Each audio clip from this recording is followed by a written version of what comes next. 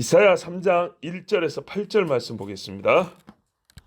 보라, 주 만군의 여호와께서 예루살렘과 유다가 의뢰하며 의지하는 것을 제하여 버리시되 곧 그가 의지하는 모든 양식과 그가 의지하는 모든 물과 용사와 전사와 재판관과 선지자와 복술자와 장로와 50부장과 귀인과 모사와 정교한 장인과 능란한 요술자를 그리하실 것이며 그가 또 소년들을 그의 후관으로 삼으시며 아이들이 그들을 다스리게 하시리니 백성이 서로 학대하며 각기 이웃을 잔해하며 아이가 노인에게 비천한 자가 존귀한 자에게 교만할 것이며 혹시 사람이 자기 아버지 집에서 자기의 형제를 잡자고 말하기를 내게는 겉옷이 있으니 너는 우리의 지자가 되어 이 폐허를 내 손 아래 두라 할 것이면 그날에 그가 소리를 높여 이르기를 나는 고치는 자가 되지 아니하겠노라. 내 집에는 양식도 없고 의복도 없으니 너희는 나를 백성의 통치자로 삼지 말라 하리라. 예루살렘이 멸망하였고 유다가 엎드러졌음은 그들의 언어와 행위가 여호와를 거역하여 그의 영광의 눈을 범하였습니다. 아멘. 자, 하나님께서 유다를 살리시려고 전에는 오라 우리가 변론하자 그랬어요. 그런데 오지 않았어요. 또 우리가 앞에 보면 어디 있습니까? 예, 2장 5절에는 야곱 족속아 오라 우리가 여호와의 빛에 행하자 그랬어요. 그랬는데 오지 않았어요. 그래서 어떻게 했냐? 오늘 2장 6절 이하에 보면 여호와의 날을 그들이 겪게 했습니다. 그럴 때 2장 끝에 보면 너희는 인생을 의지하지 말라. 숨이 코에 있는데 그거를 가치를 쳐줄 게 됐냐? 전혀 무게가 없다는 얘기입니다. 그러나 여전히 사람들이 인생을 의지했어요. 그래서 하나님이 살리려고 그 유다와 예루살렘이 의지한 인생이라고 부른 것들을 없애버리는 겁니다. 구원의 역설이 거기 있다 그랬죠. 죽어야 산다고요. 첫 번째 보십시오. 본문이 좀 길기 때문에 바로 1절부터 보면 그가 의지하는 것 없앴는데 첫 번째는 물과 양식입니다. 먹고 사는 거죠. 생존에 가장 필수적이고 기본적인 필요를 없애버립니다. 자, 신명기 말씀에도 보세요. 처음에 하나님이 오라 오라는데도 안 오면 뭐부터 없앤다 그랬어요? 곡식을 빼앗긴다 그랬어요. 그래 사사기 때 그런 일이 벌어집니다. 그러면 왕정에 가면 좀 잘 될 줄 알았더니 안 되니까 어떻게 해요? 이방의 침입을 받는다. 거기다가 생각지도 못했던 여러 병이 걸린다 그랬어요. 그리고 내 자식을 삶아 먹기까지 간다 그랬어요. 이스라엘이 망하기 직전에 그렇게 갔죠. 엘리사 시대 때 보십시오. 이게 바알과 아세라를 따랐던 결국입니다. 결국 바알이 풍요를 주고 아세라가 다산을 준 게 아니고 자기가 낳은 아이를 삶아 먹는 데까지 이르렀습니다. 그래도 안 되면 너희 나라를 쪼개 없애버린다 그랬습니다. 첫 번째로 양식과 물을 없애버립니다. 거꾸로 보세요. 광야에서 하나님이 살리실 때 뭐부터 줍니까? 양식과 물을 주시죠. 예. 또 그러면 또 따지지 마세요. 아니잖아요. 출애굽부터 시켰잖아요. 그렇죠. 출애굽부터 시켰지. 시내산에서 10계명도 줬죠. 예. 그렇게 따지지 마시고 제가 지금 말하는 성경의 의도를 잘 보세요. 물과 양식이 사람의 생존에 가장 필요합니다. 우리가 영육으로 됐기 때문에 영혼이 잘 된 것 같이 육이 잘 된다 그런 것처럼 하나님이 우리를 생존케 하시고 복 주실 때 하나님이 주신 모든 종을 딱 한 글자로 복이라고 할 때 반드시 물과 양식을 줍니다. 그런데 그것을 끊어버렸다는 얘기는 사실은 물과 양식은 우리 기본이라고 생각하지만 필수이기 때문에 치명적인 고통을 위험을 겪게 됩니다. 3년 반 비가 안 오면 죽으란 얘기죠. 아합 때 나라가 진짜 망하기 일보 직전이었습니다. 그러니까 엘리야하고 850명의 바알과 아세라 제사장 겸 선지자들과 시합이 가능했던 거고 내기가 가능했던 거고 결국 그들의 목숨을 앗아가는 것도 가능했습니다. 어제 그제 말씀드린 대로 엘리야에게 칼을 쥐어줘도 850명 못 죽입니다. 절대 못 죽입니다. 850명이 잡히지도 않고 누가 잡히겠어요 죽이라고? 잡지도 못하고 본인이 잡았다더라도 죽이도 못합니다. 국가 권력이 동원돼서 잡아 죽였던 겁니다. 아합 왕이 그렇게 한 겁니다. 근데 왜 그렇게 했을까요? 부인이 싫어할 텐데 백성들 앞에서 약속과 같은 내기를 하라 했고 엘리야가 먼저 왕한테 말했거든요. 모이게 하소서. 목숨 걸고 내가 내기를 한번 해볼 테니까 모이게 해주세요. 그 결과 아합이 그 말을 수긍해 줬고 엘리야는 바로 옆에 있는 아합 왕에게 아합 왕은 비가 오니까 빨리 마차 타고 집에 가라고 그랬지 않았습니까? 옆에 있는 왕한테 그렇게 요청하고 아합이 그걸 들어준 겁니다. 그런 일이 가능했던 건 역시 국가가 망하기 직전이니까 그런 희한한 있을 수 없는 일도 일어나게 된 것입니다. 그만큼 물과 양식을 의지하고 그것을 없애버렸다는 것은 뭐 더 이상 다른 징조가 필요 없이 하나님께로 바로 나와야 된다 그런 말입니다. 2절에 보시면 용사, 전사, 재판관, 선지자, 복술자, 장로 또는 원로 이렇게 되어 있습니다. 물질 다음에는요 인력과 인재를 없애버립니다. 진짜 이것이야말로 사람을 호흡을 의지하는 거죠. 별 종류 사람들이 이제 다 나옵니다. 3절까지 보면 용사와 전사는 힘 있는 자, 싸움 잘하는 자죠. 전쟁에서 싸울 사람, 나라를 지킬 사람들입니다. 예. 그 다음에요 재판관, 사회 질서를 지키는 자입니다. 선지자, 영적 교훈을 주는 자입니다. 그 다음에 여기 복술자라고 되어 있는데 좀 원문에 따르면 총명한 자입니다. 총명한 자. 복술자는 여러분 원래 없어야 되는 거 아닙니까? 지금 있어야 되는 것을 지금 없앴다는 얘기거든요. 물론 거짓 선자도 사람들이 의지하니까 없앴는데 뭐 당연한 것이지만 자, 총명한 자라고 했던 우리 본문대로 하면 뭐라고 되어 있습니까? 복술자가 됐든 간에 이런 사람들 영적인 훈계를 주는 사람들 그 다음에 장로 3절 가면 50부장 뭐 귀인, 모사 이런 사람들은요 삶의 지혜를 가르치는 사람들입니다. 그렇죠? 이들을 어떻게 없애냐? 없애는 건 1차적으로 죽여버린 겁니다. 희한하게 쓸만한 사람들이 일찍 죽어버리는 거예요. 그렇죠? 그러면 없어지는 거고 또 어떤 사람든지 지위와 권위가 있어야 일을 하는 건데 그걸 박탈당하면요.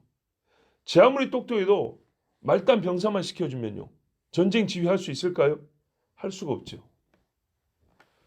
그래서 하나님이 지위와 권위를 박탈시켜버립니다. 느부갓네살 왕 보세요. 어떻게 했습니까? 이 모든 것은 내 손으로 한 것이 말 끝나기 전에 정신이 나가버리잖아요.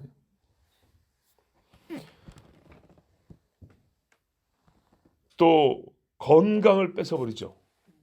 지혜도 뺏어버리고 건강도 뺏어버리고 그러면 왕이여 해도 문둥병 걸려갖고 침상에 누워있는 왕밖에 안 되면 무엇을 할 수 있겠습니까? 이런 식으로 사람이 의지하던 사람을 하나님이 없애버립니다. 3절에 50부장, 귀인, 모사, 정교한 장인, 능란한 요술자 반복되어 있네요.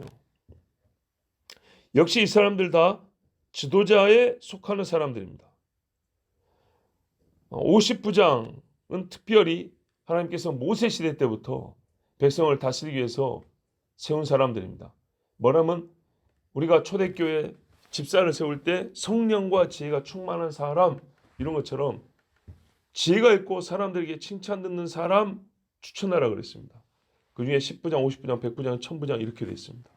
전시에는 전쟁 지휘도 하지만 평시에는 이 사람들이 재판관 역할을 합니다. 동네에서 어른으로서 사람들을 가르치고 이런 역할을 하는 게 일종의 50부장입니다. 하나님께서 종기를 주신 사람들입니다. 근데 이 사람들 하나님이 없애버립니다. 자, 이런 사람들, 능란한 요술자를 없애야 되겠죠. 오늘 의지하면 안 되는 사람들이니까. 등등 하여튼 이 좋은 사람들까지 포함하면 하나님이 복 주신 사람이 없는 땅이 되어버립니다. 그렇죠? 모사는 지혜 있는 사람 아니까. 다윗의 모사가 원래 아히도벨입니다. 근데 다윗이 밧세바를 간음하고 우리아를 죽여버렸잖아요. 이 밧세바의 외할아버지가 아히도벨이라고요. 그러니까 아히도벨이 화가 나서 다윗을 죽이는데 가담한 거예요. 그 나라 최고의 모사가 아히도벨입니다. 아히도벨의 아들이 엘리압이요. 엘리압의 딸이 밧세바라. 이렇게 돼 있어요. 그러니까 이제 아히도벨이 그 사건을 경험하고 화가 나서 집에 가 있는데 이걸 알고 압살롬이 와서 다윗을 치는데 같이 갑시다. 그러고 간 건데, 그래서 아히도벨이 다윗 죽이는데 원래 모사였기 때문에 최고의 방법을 가르쳐줬죠. 오늘 밤에 바로 급습하면 된다. 그러면은 백성들은 살리고 다윗만 딱 죽이면 될 거 아니야. 그런데 살리려고 2인자였던 후세가 한 마리 그날 사람들에게 택함을 받았다 그랬잖아요. 그러면 안 된다. 지금 가면은 다윗이 성질 나고 있기 때문에 또 다윗은 전쟁을 한두 번 한 사람이 아니지 않냐. 그럴 것이 아니고 좀 기다렸다가 구름같이 군대를 맞고 확 덮어버려야 된다. 그냥 바닷물 이렇게 덮어버리듯이 싹 쓸어버려야 된다. 그렇게 하지 안 그러면 다윗이 못 이긴다. 근데 이거는 원래 하수였거든요. 하나님이 다윗을 살리려고 이 하수의 제한이 택함 받게 했어요. 그래서 사람들이 와, 이번에는 후세가 아히도벨보다 나은데 이렇게 했다고요. 그날 회의 결과. 그러니까 아히도벨이 그 소리 듣고 자기 의견이 택함을 못 받아서 그런 게 아니고 이 게임은 졌다. 예. 다윗을 이길 수 있는 방법 이거밖에 없는데 하고 본인은 어차피 반란에 가담했기 때문에 집에 가서 못 매달아 죽어버렸어요. 이게 아히도벨입니다. 그러니까 이런 사람들 모사를 포함해서 원래 이 귀인들과 모사, 정교한 장인들, 이 사람들 하나님 복 주신 사람들이란 말이에요. 근데 복 주신 사람이 없는 땅이 되어버린 거예요. 어딜 가서 지혜 있는 사람을 찾아도 없는 거예요. 말로 지혜를 들려주는 자와 손으로 지혜를 보여주는 사람, 오홀리압과 부살렐 같은 사람들, 이런 사람들이 없는 겁니다. 이제 또 있다 하더라도 이 사람들의 생각은 우둔해지고 지휘권은 박탈당하고 그들의 말은 들려지지 않습니다. 물론 능란한 요술자와 복술자 같은 사람들도 죽임을 당하고 또 그들의 말은 더 많은 거짓말에서 더 사람들을 영적인 혼란과 사망으로 끌고 가는 정말 사람을 의지할 수 없는 땅이 되게 하나님이 그렇게 만드십니다. 4절에 보면 소년들이 고관이 되고 아이들이 다스리게 한다 그랬습니다. 이거는 없애는 것과 다르죠. 1절부터 3절까지는 하나님이 없애버리는 겁니다. 의지하는 것을 없애버리는 겁니다. 4절은 거꾸로 의지하면 안 되는 자들을 의지하게 만들어버립니다. 방향은 반대지만 결과는 똑같죠. 파멸을 위해서. 사람을 죽이려면 좋은 것을 못 먹게 해버려도 죽게 만드는 거고 밥을 안 주면 될 거 아닙니까? 거꾸로 주되 독약을 주면 될 거 아닙니까? 그런 것처럼 4절 이하는 독약 주는 겁니다. 소년이 고관이 된다. 여러분 12~13살짜리가 장관 되면 나라가 잘 돌아가겠죠? 예? 할아버지가 부엌에서 서서 밥 드시고 3살짜리 4살짜리들이 큰 상에 앉아서 고기 뜯고 있으면 집이 잘 돌아가겠죠? 말이 안 되죠. 자, 그렇게 한다는 얘기지 않습니까? 보십시오. 소년들이 고관이 되고 아이들이 그들을 다스리게 한다. 다스림을 받고 배움을 얻어야 할 세대가 위에 앉아서 다스린다 하는 것은 나라를 망하게 하겠다는 말씀입니다. 이거는 하나님이 그렇게 한다 그랬으니까 이렇게 하면 나라가 망한다는 결론이 또한 우리가 상식적으로 아는 것이라면 하나님이 나라를 망하게 하겠다는 뜻이 확고하다 그 말입니다. 시간이 좀 걸릴 뿐입니다. 소돔과 고모라처럼 불과 여왕을 오늘 하루에 다 끝나는데 그러지 않냐고 시간이 좀 걸리지만 반드시 망하게 하겠다는 겁니다. 오히려 그 서서히 진행되는 역사 속에 하나님의 심판이 또렷하게 보이고요. 역사의 기록으로 남을 겁니다. 죄 지은 어른들이 받는 형벌이기도 합니다. 그렇지 않습니까? 아이들이 다스리게 된다는 것은 아이들이 의로워서 또는 아이들이 죄가 많아서라기보다는 어른들의 죄가 크기 때문에 아이가 다스리는 지경이 되는 겁니다. 왜? 어른이 그 자리에서 쫓겨났기 때문입니다. 이렇게 됐을 때 아이들이 어떻게 되죠? 제가 어떻게 대통령이 돼요? 장래 희망이라는 대통령 썼지만 그래 10살짜리한테 너 희망대로 오늘 네가 대통령이라 그러면 이해하면 됩니까? 아니죠. 아빠 그거 아예 안 돼요, 안 돼요. 그런데 문 열고 왔더니 우리 집 앞에 10만 명이 모아가지고 10살짜리 아이 이름을 부르면서 누구누구 대통령 이러고 있다. 그러면 여러분 정상적인 아이라면 어떻게 해야 되죠? 더 겁이 나가지고 방구석에 숨어야겠죠. 근데 이러고 나갔어요. 어떻게 됩니까 이제? 나라는 망하는 겁니다. 재밌다고 권세를 휘두르지만 어린아이는요 오늘의 즐거움을 위하여 내일의 수고까지 내일의 헌신까지 끌어다 써버리는 자입니다. 헌신이 오늘 끝나지 않냐고 내일 목까지 남아있는데 오늘 즐거움을 위하여 내일까지 해야 될 헌신을 끌어다 쓴다고요. 이게 어린아이들입니다. 정말 그렇잖아요. 통장인 거 싹 빼다가 오뎅 다 사 먹어버린다고요. 너무 올드한 비유인가요? 제가 그랬어요. 네. 7살 땐가 우리 촌에 오뎅이란 게 들어왔어요. 오뎅하고 고구마 튀김. 지금도 제가 고구마 튀김을 무지하게 좋아하거든요. 근데 이렇게 요즘에 감자 튀김처럼 썰어가지고 고구마를 이렇게 부침하면 뚜들뚜들하게 막 그물처럼 엇갈린 거 있잖아요. 동그란 거 말고 막 삐죽삐죽한 고구마 튀김. 그냥 맛있잖아요. 근데 오뎅이 들어왔지 30원짜리 꿀빵 들어왔지. 하여튼 촌에서 볼 수 없는 맛있는 것들이 많이 들어왔어요. 그래서 돼지저금 통장 이만큼 모아놨는데 그게 뭡니까? 이거 위에를 조금만 찢으면 하나 뺄 수 있죠. 50원 주고 하나 먹고.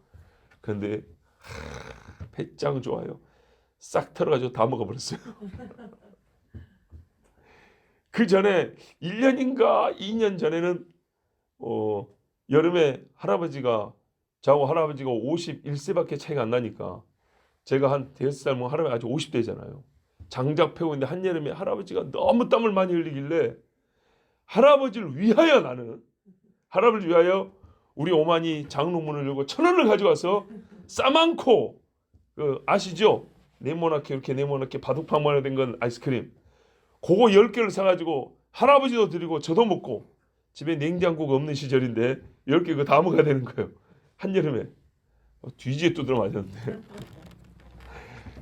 그래놓고도 오뎅 먹고 싶어가지고 그냥 돼지중탕으로 통째로 털어가지고 오뎅을 얼마나 파먹어버렸던지 참. 근데 그 아이스크림 산 거는 할아버지한테 맞았는데 그 돼지통 털어가지고 오뎅 싸먹은 거는 아버지가 때렸던가 안 때렸던가 좀 기억은 가물가물합니다. 아마 맞긴 맞았을 겁니다. 애들이 이런 짓을 하는 것처럼 아이한테 여러분 우리나라 국가 예산이 몇백 조인데 그거 한번 맡겨보세요. 어떻게 했을까요? 당장 전 세계를 뛰어서 미국 레고 본사로 가겠죠. 하나의 비유입니다. 나라가 그렇게 된다 그 말이에요. 전도서 10장 16절에 왕은 어리고 대신들은 아침부터 잔치하는 나라여 내게 화가 있도다 그랬어요. 딱 그 말씀입니다. 르호보암 보십시오. 르호보암이 소년은 아니에요. 청년인데 여로보암이 반란을 일으키자 어떻게 했습니까? 자기 동년배들하고 회의를 했어요. 그러니까 아이들이 어떻게 해요? 솔로몬보다 내가 더 그러니까 우리 아버지 솔로몬보다 내가 더 힘 있는 거를 보여주겠다. 결국 그렇게 말해라 해가지고 우리 아버지 허리가 내 새끼손가락보다 가늘다 그랬어요. 이 할 소리가 아니죠. 그러니까 알았다 그러고 전부 다 찢어 가버렸어요. 그때 성경이 하는 말이 그 아버지 시대의 노인들과 상의하지 아니하고 그랬어요. 자, 5절입니다. 백성이 서로 학대하며 각기 이웃을 잔해하며 아이가 노인에게 비천한 자가 존귀한 자에게 교만할 것이며. 백성이 서로 학대한다는 말은 뭐예요? 동급이라는 말이죠. 동급. 동급과 동류라는 얘기입니다. 학교에서도 아이들이 그런 게 있잖아요. 반장을 세워놔도 어디까지나 급부잖아요. 선생님 보이는 학생 중에 하나잖아요. 근데 얘가 선생처럼 하면 어떻게 해야 될까요? 안 되겠죠. 제가 어릴 때 좀 그랬답니다. 선생님이 써준 그 학기 말에 통지표 있죠. 거기 보면 제가 기억이 나요. 문구는 정확히 기억 안 나는데 그런 비슷한 말씀이 있었어요. 2학년 초등학교 2학년 때인가 보면 아이들을 이렇게 자꾸 지휘하려는 게 있다. 이게요. 좋게 말하면 뭐죠? 리더십이 있다. 요즘에 그랬죠. 모든 부모가 다 그렇게 해석하려고 그럴 겁니다. 당시에 저희 부모님이나 초등학교 2학년인 제가 읽기에도 뭐라고 생각하냐면 반대로 읽혔어요. 똑같은 학생인데 반장이라고 또는 무슨 뭐 부장이라고 학교에 그런 거 있잖아요. 그거라고 쉽게 말하면 재고 다닌다 그런 말이죠. 약간 우월감을 가지고 또 좀 더 심하게 표현할 수 있지만 그런 유죠. 그랬다는 거예요. 그래서 이거는 이거 고쳐야 된다. 이렇게 들었어요. 백성이 서로 동급과 동료인데 어느 지경까지 가버리냐? 잔해하며 서로 때리며. 이거는 교도소의 간수가 죄수를 다루듯이 이웃끼리 서로 그런다고 생각했어요. 여기에 사랑이 있고 정이 어디 있습니까? 그렇죠? 어제 저희 집사람의 고향 선배인 목사님 부부가 오셨어요. 어제도 같이 식사하면서 대화하는데 우리 시골 사람들은 정이 있잖아. 그러면서 정리하게요. 저희 집사람이 참 들어본 지 오래된 말이라고. 정이라는 말을 들어본 지가 오래됐다. 들어본 지는 오래됐지만 우리가 그냥 정없이 살지는 않지만 정이 있이 살면 정이라는 말도 좀 하고, 그런데 우리가 있지만 옛날만 못하다는 거죠. 그렇구나. 아니면 우리가 영어로 바꿨을 수 있어요. 정은 좀 중립적인 표현이지만 사랑이라는 말을 많이 썼을 수도 있어요. 그러면서 새삼 또 그 말에 대하여 우리의 심정에 대하여 또 생각을 좀 해봤습니다. 이웃끼리 정이 없다는 얘기죠. 그렇죠? 자, 간증 하나 해드릴까요? 오늘 좀 설교가 길게 했는데 용납하시겠습니까? 예. 어떤 일이 있었냐면 작년 가을에 노회에 갔다 왔는데 주차장에 차가 한 대 세워져 있었어요. 교회 봉고차를 세워야 되는데 여기 무슨 서비스 하러 온 차 있잖아요. 이제 그 방문 서비스 하러 온 차가 하나 있었어요. 아마 이 주변 어딘가에 누구 집에 뭐 고치러 온 모양이죠. 일단은 제가 왔으니까 전화를 해야 되겠죠. 그래서 여기 주차하셨습니까? 차를 좀 옮겨 주십시오. 일도 안 끝났는데 당장 빼란 얘기 아니었어요. 일단 알려주는 거예요. 그리고 혹시 시간이 많이 걸리면 제가 한 바퀴 돌면 되거든요. 왜냐하면 이 골목에 차를 세워놓으면 다른 차들도 운행에 지장이 있으니까 좀 시간이 걸리면 제가 이 동네 좀 한 바퀴 한 10분 돌고 오려고 그렇게 전화를 했는데 이 양반이 경우가 없어. 정말 이런 전화 처음 받았어요. 뭐라 하냐면 건물주세요? 이렇게 물어보는 거예요. 여러분 주차 권한을 가진 것이 꼭 건물주야 가지는 건 아니잖아요. 새 들어 사는 사람도 주차 공간 권한이 있죠. 권리가 있죠. 또 동이나 구청에 허락받아 가지고 주차 공간 또 받는 경우도 있고 여러 가지 경우가 있잖아요. 그런데 최고 등급을 요구하는 거예요. 첫 마디가 건물주세요? 너무나 당황스럽잖아요. 그리고 죄송해요. 표현이 너무 무례하잖아요. 이 건물주가 아니고를 떠나서 이런 식으로 대화를 시작하는 거는 말이 안 통한다는 얘기잖아요. 그래서 제가 예 그랬어요. 제가 우리 교회 건물주는 아닙니다. 대표로 돼 있지. 예. 땅 주인도 아니고 건물주는 아니지만 이해하기 쉽게 그렇게 물어보니까 예. 그리고 이제 뒤에 말을 붙여줘요. 여기 교회 목사입니다. 그랬어요. 이 사람은 아마도 제 생각해 보면 요 옆에 건물 서비스하러 온 건데 우리 교회 앞에 주차장이나 저 집 주차장이나 같은 줄 알고 저 건물 주차장인 줄 알고 있었던 모양이에요. 그러니까 물어봤겠죠. 내가 지금 이 건물주 집에 서비스를 왔는데 건물주가 내 옆에 있는데 누가 나한테 주차 이 차 빼라고 하냐. 이 건물주가 여기다 대라고 했는데 뭐 그런 말이겠죠. 그래서 하여튼 그거는 이제 좀 생각을 해봐야 나오는 결론이고 일단 예 제가 이게 목사입니다. 그러니까 예 알았습니다. 곧 뭐 다 끝나요. 뭐 이러더라고요. 그래서 제가 이제 옆에서 기다렸어요. 골목에 차를 대놓고 기다렸는데 한 5분인가? 몇 분 지났는데 끝났다는데 내려오질 않아요. 그래서 일단 다시 전화를 했어요. 의도는 똑같아요. 시간이 좀 걸리면 뭐 고쳐놨으면 시간 걸릴 거 아니에요. 그러면 한 바퀴 돌고 올라 그랬어요. 근데 말도 꺼내기 전에 전화하니까 좀 귀찮다는 듯이 다 끝났고 지금 내려갑니다 그런 거예요. 뭐 말할 겨를이 없었어요. 끝났다는데 그래서 알았다 그랬어요. 근데 또 시간이 몇 분 지났는데 안 내려오는 거예요. 그러니까 화가 납니까 안 납니까? 그래서 전화했더니 왜 자꾸 전화하냐는 식이요. 그러더니 그것도 못 참아주냐고. 는 또 그런 말투예요. 내가 못 참아준 게 아니고 말을 하면 한 바퀴 돌고 오려고 그랬다니까요. 근데 이제 그렇게 이야기를 해보면 저도 화가 나죠. 아니 곧 다 끝났고 내려온 다음에 이 건물에서 지금 3층에서 내려와도 2개 다니면 되는데 여기 거기 다 끝났는데 내려오는데 몇 분이 걸린다는 얘기입니까? 그러더니 알았다고 지금 간다 해놓고도 그러고도 또 몇 분 있다 내려왔어요. 내려왔는데요. 이 집 주인하고 같이 내려온 거예요. 제가 이제 보고 얘기 좀 합시다 했더니 그런 거 있죠. 참 이럴 때 진짜 예수 안 믿으면 주먹이 나가야 되는데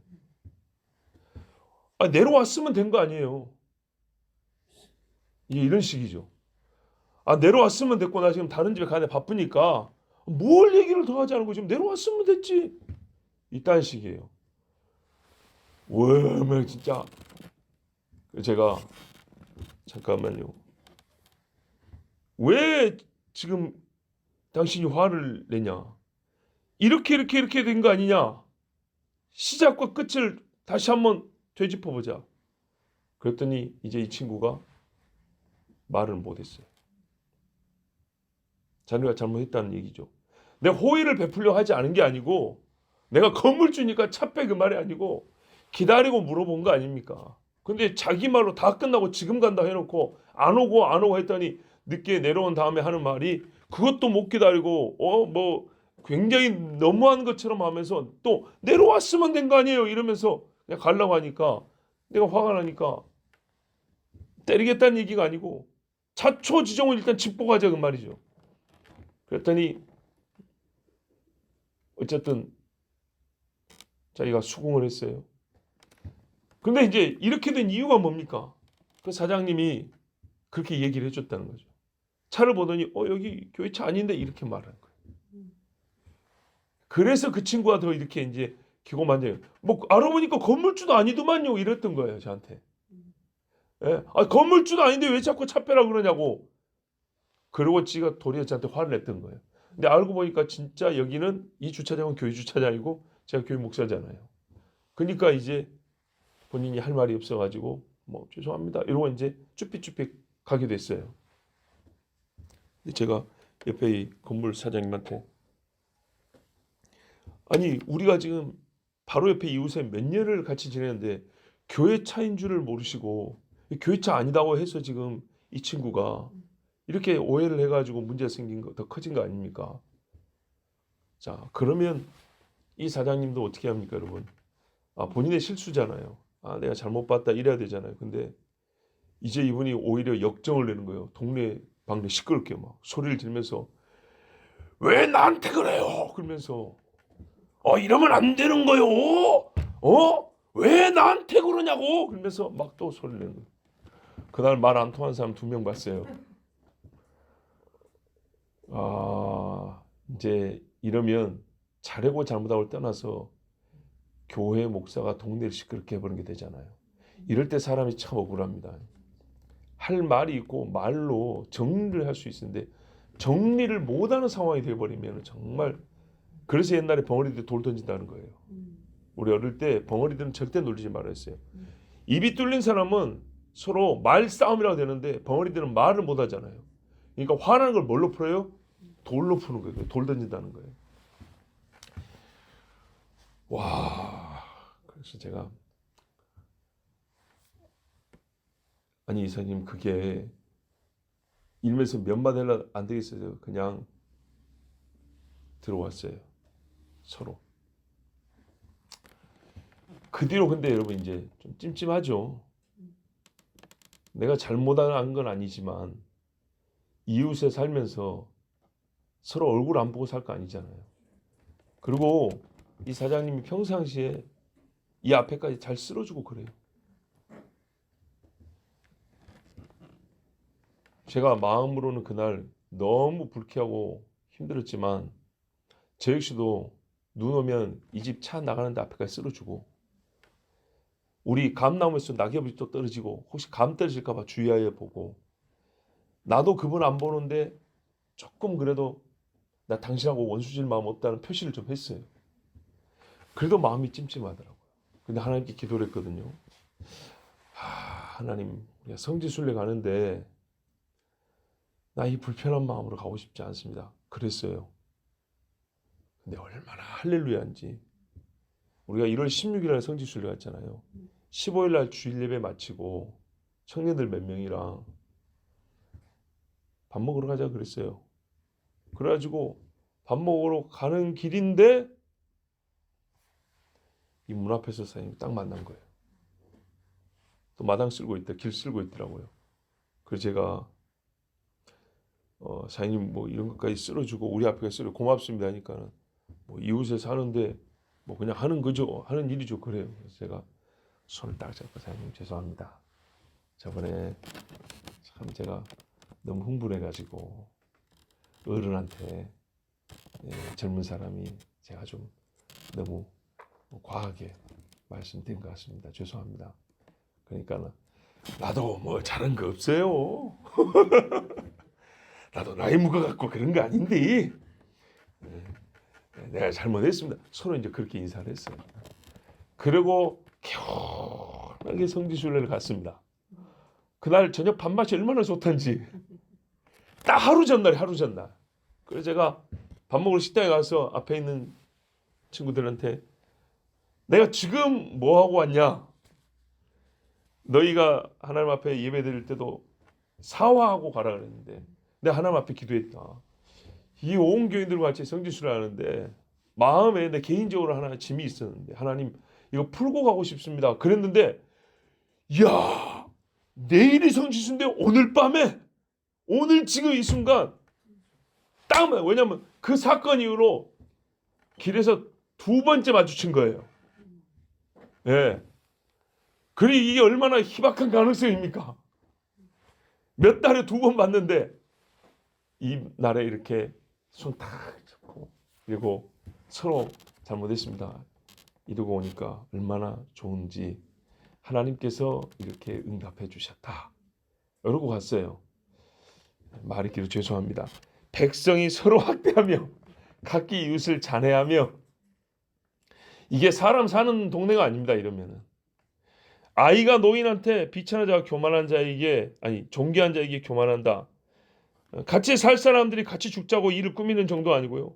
공경할 자를 하대하고 친해할 자를 대적하고 겸손히 행할 사람 앞에서 교만하게 행동하는 나라, 이건 하나님이 나라를 망하게 하려고 결정한 거예요.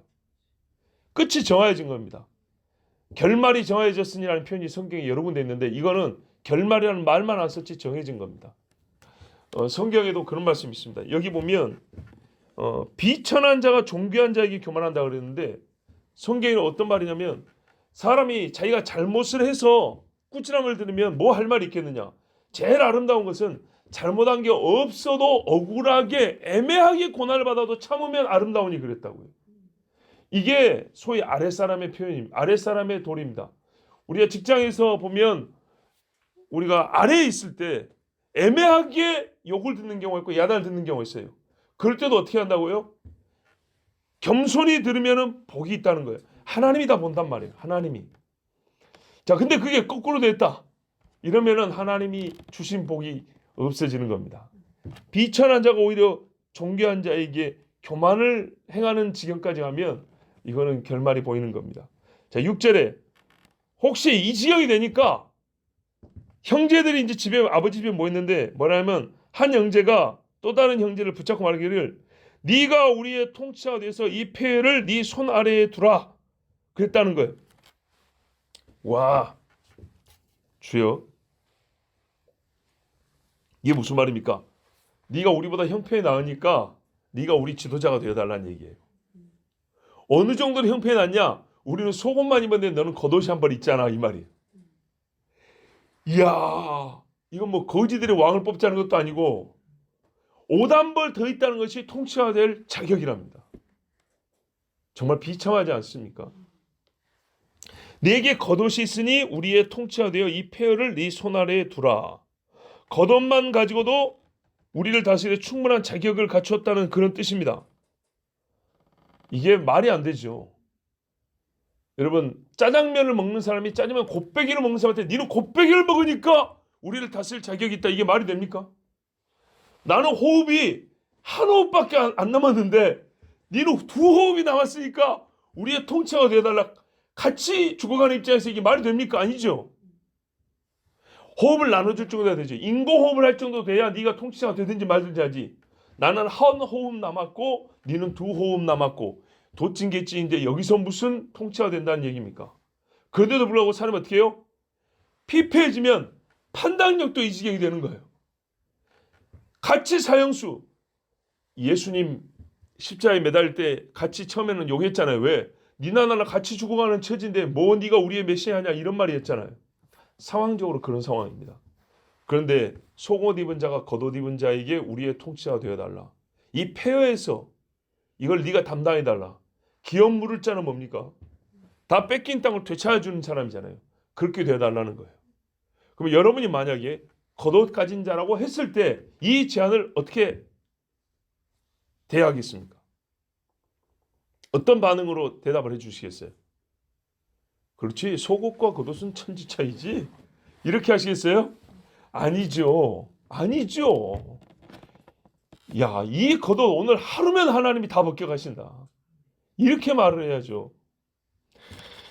나보다 그리고 또 이거 보세요. 경제적인 거예요. 지금 경제적으로만 하나님이 망하겠습니까? 아니죠. 모든 것이 다 망하겠어요. 그런데 이 지경이 되면 사람의 판단력이 얼마나 흐려지냐면 오직 경제적 나음, 그것도 정말 비닐 한 장 차이 정도로 나은 경제적 나음으로 영적이고 정신적이고 도덕적이고 경제적이고 관계적인 모든 것을 다스리는 게 통치자인데 통치가 되어달라는 거예요. 차라리 그래도 좀 납득되면 네 옷을 찢어서 좀 나눠서 입게 해달라 하든지 돌아가면서 입자고 하든지 그 정도면 이해가 되는데 옷 한 벌이 정치, 경제, 군사, 종교, 교육, 문화 모든 것을 다 통째로 남을 정도의 가치 있는 건 아닌데도 불구하고 어리석고 무지하게도 너는 겉옷을 가지고 있으니 우리를 다스리고 하나님의 이 심판에서 우리를 구원해달라 라는 말을 하는데 이게 가당한 이야기입니까? 그만큼 하나님의 심판이 확실하다는 얘기입니다. 7절에 그날에 그가 소리를 높여 이르기를 나는 고친 자가 되지 아니하겠노라. 소리를 높여 고함을 지른대요. 야, 이 미친놈아 그런다는 거예요. 겉옷을 가지고 있다는 게 통치가 될 조건이 되냐 그 말이죠. 하도 어이없는 제안을 하니까 말로 깨달음을 준다고 고함을 지어서 얘기하는 거예요. 세례 요한이 사람들이 당신이 메시아입니까? 그걸 물었잖아요. 이 정신없는 인간들아. 그 말이 되는 소리라고 하냐 지금. 그러면서 당신들이 잘 몰라서 하는 소리인데 나는 메시아의 신발끈을 묶기도 아니 손끝 하나 대기도 감당할 수가 없는 인간이다. 이렇게 말했어요. 메시아는 어떻게 해요? 세례만 주는 게 아닙니다. 이들을 데리고 구원을 시켜서 하늘로 가야 됩니다. 얼마나 듣기는 좋습니까? 그러나 세례 요한은 나는 그렇지 못하다 이렇게 말을 했어요. 그래서 본인은 알죠. 오단벌 더 있다는 것이 사람을 살리는 능력이 되지 못하고 나라를 살리는 힘이 되지 못하는 걸 알아요. 여러분 100살보다 2배 많은 200살을 살아도 영생을 주지는 못합니다. 100살과 200살은 어마어마한 차이잖아요. 그래도 200살 먹은 사람이 100살 먹은 사람을 101살 살게 못해줍니다. 옷 한 벌 더 가졌다고 하나님의 파멸의 심판에서 사람을 구할 수 있는가? 옷 한 벌이라는 것은 실상 아무것도 아니란 뜻입니다. 조금 잘 타는 옷, 덜 타는 옷이 있어서 타는데 시간이 몇 분 더 걸렸을 뿐입니다. 8절에 보십시오. 이토록 좌우를 분간하지 못하는 소리까지 하게 된 것은 예루살렘이 파멸했고 유다가 몰락했기 때문입니다. 우리 번역의 8절은 그냥 예루살렘이 멸망하였고 유다가 엎드러졌음이라 하면서 지금까지 있는 일을 정리해주는 말이잖아요. 그런데 원문에는 원인과 결과로 되어 있어요. 왜 이렇게 사람들이 정신없는 소리까지 하게 됐는가? 이게 파괴는 맞아요. 파괴되었을 때 사람들이 이 지경까지 된 것은 예루살렘과 유다가 완전하게 몰락, 땅에 처박혀서 소멸, 없어졌기 때문이라는 거예요. 그 누구도 상상하지 못했던 일이 발생했기 때문에 사람들이 이제는 어떻게 해요? 이런 정신없는 소리까지 옷 한 벌 더 있다고 우리의 왕이 되어달라는 소리까지 한다는 거예요. 이게 힘들기만 한 것이 아니라 이들 스스로는 복구가 불가능하죠. 이런 정신 상태를 가지고 어떻게 복구가 되겠어요? 유다가 예루살렘이 몰락했기 때문이다. 그리고 이제 즉 아무것도 없기 때문이라는 거예요. 보이는 것과 보이지 않는 것들이 그 기능과 능력과 외양까지 다 상실되어 없어져 버린 거예요. 이랬을 때 사람들은요 영혼, 육 모든 면에서 붕괴를 경험하게 됩니다. 그렇죠? 몸이 상하면 정신도 약해지고 정신을 잃어보면 몸도 병 들어가죠. 그래서 사람이 뭐래요? 그래서 몸이 아파서 그런지 정신없는 소리를 한다 그러잖아요. 그리고 보다 근본적인 원인은 여기 있습니다. 8절의 끝에 보면 그들의 언어와 행위가 여호와를 거역하여 그의 영광의 눈을 범하였습니다. 이게 근본 원인입니다. 누가 하나님께 명령을 해서 그분의 영광의 눈이 더러운 것을 보게 할 수 있습니까? 하나님 이제부터는 이것을 보십시오 라고 말할 수 있습니까? 왜 나에게 이런 괴로운 일이 일어나는가 고 하나님께 따지지 말고 먼저 항상 우리에게 하나님의 악과 고통에 대해서 질문하기 전에 내가 왜 지금까지 죽지 않고 살고 있는가를 먼저 물어보라 그랬죠. 예. 하나님 왜 저를 지금까지 살려두셨어요를 물어보세요. 왜 하나님 아들을 보내셔서 나를 왜 죽게 하셨어요를 먼저 물어보세요. 그러면 왜 나에게 이런 일이라는 물음이 안 나옵니다.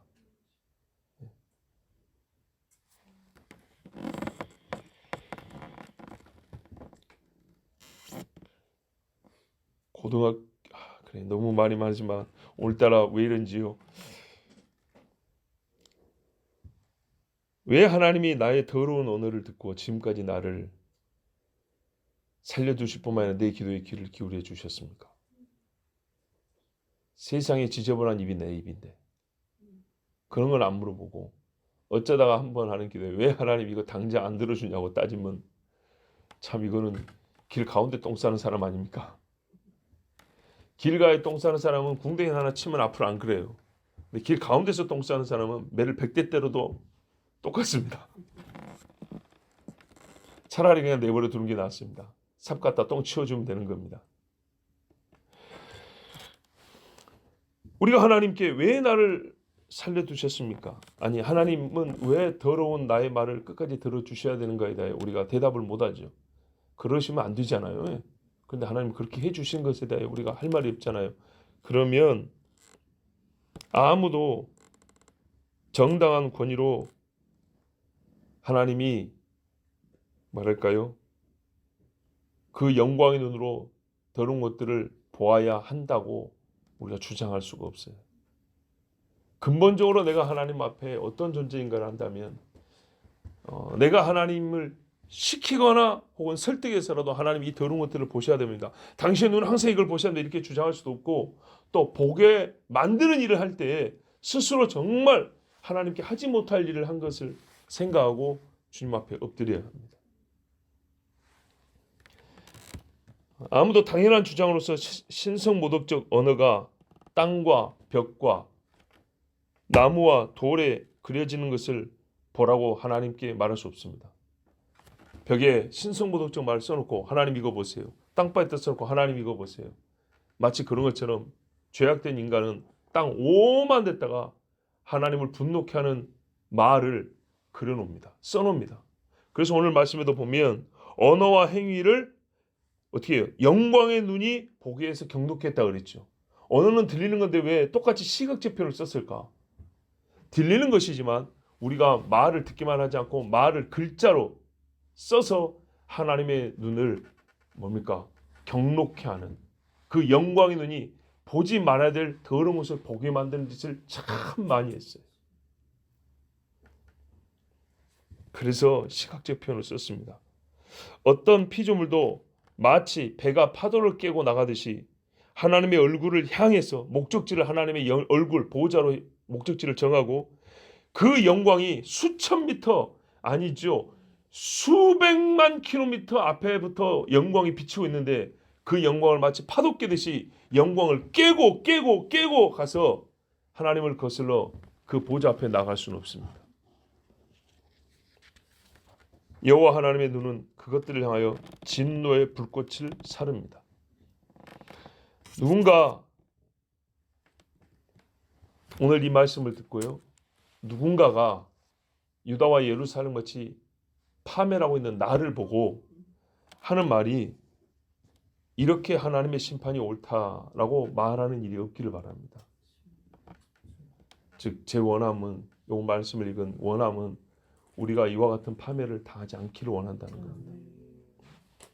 내 말과 행위가 주를 따르고 주님을 영화롭게 해서 사람이 이해할 수 없다는 것은 똑같지만 왜 우리에게 이런 파멸이 임하였는가라는 의미에서 이해할 수 없음이 아니라 내가 하나님을 영화롭게 해서 네가 어떻게 해서 이렇게 복을 받았는지 모르겠다.